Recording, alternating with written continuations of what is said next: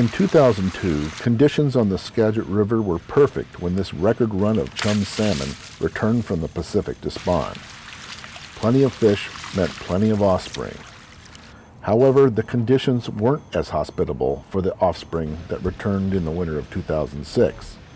Record flooding made the long trip up the river very difficult. Some of those salmon, strong enough to fight the increased volumes of water, were tricked into laying their eggs in nests that dried out once the floods receded. I am standing right next to a chum salmon red, which is right here. And we often see after a big flow like that, a big flood, a lot of reds that are actually out of water. Ed Connor is a Seattle City Light fish biologist who studies what is happening to the fish in the upper Skagit River. Even though the 2006 chum run had a tough start, in December, biologists from the state, Skagit Tribes, and Seattle City Light continued a survey begun in October. This type of study hadn't been done in nearly 30 years. The object was to determine how the returning fish disperse in the upper reaches of the Skagit. A sample of the fish were caught in nets in the lower river and tagged. This part of the process hasn't changed in many years. Once enough fish are caught, Jake Musselwhite of the Skagit River Systems Cooperative inserts tags into the salmon's jaw. The fish are then released to proceed upriver to spawn. It's pretty healthy though. Later, surveyors spread out along the many tributaries and side channels seeking the tags on carcasses left after the spawning has been completed.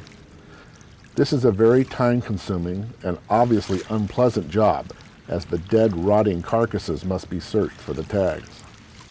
This year, however, Seattle City Light made part of the survey a little easier by supplying 100 radio transmitter tags that were inserted into the fish.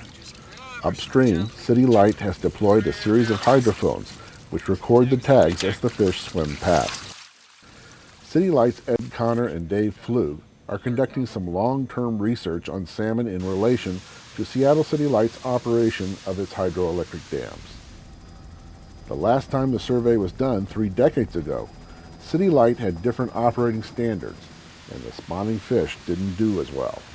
In the early 1990s, City Light changed those standards, operating the dams in a salmon-friendly manner, and the fish have rebounded. One of the things we've done recently is conduct a 25-year evaluation of fish population data. The section of the river we're standing in right now supports the largest number of chum salmon, pink salmon, and Chinook salmon in the entire Skagit watershed.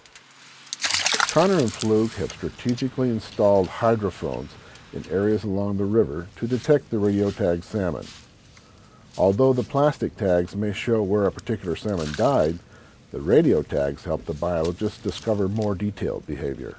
It's giving us a way to see how the fish are distributing themselves throughout the upper watershed, and it's giving us a way to know what streams the fish are really spawning in, what proportion are spawning in, say, the Cascade River, the Sawato River, the upper Skagit, and it's going to give a much better basis for providing counts of these fish in the future. The information collected by the hydrophones is stored and then downloaded onto a laptop computer. Since there is already a record of when the tag was inserted in the fish, the speed the fish moves upriver can also be determined. This builds a database that shows the exact time and date a fish passed by. That data is already telling the scientists new things about the fish behavior and survival rates. I'm Peter Clark reporting for Seattle City Light.